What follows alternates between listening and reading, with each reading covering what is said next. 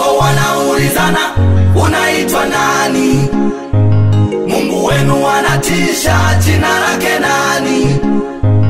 Huko wanaulizana unaitwa nani? Mungu wenu anatisha, jina lake nani? Aliyempiga Farao, jina lake nani? Wafalme wanaulizana unaitwa nani? Anaitwa nani? Jina lake nani? Anaitwa nani? Jina lake nani? Huyo Mungu.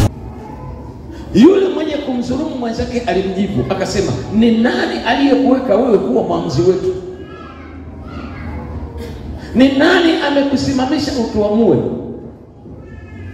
Unataka kuniua kama ulivyomuua? Na ilifika mahali Musa alipogundua amefanya kosa.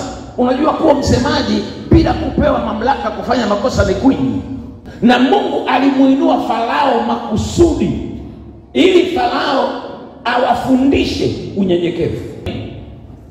Yakobo na Esau alianza ugomvi toka tumboni mwa mama yake. Leo linaingia kwenye maombi kwa makosa tuliyokosea, kwa lawama tuliyolaumiana. Nataka nikwambie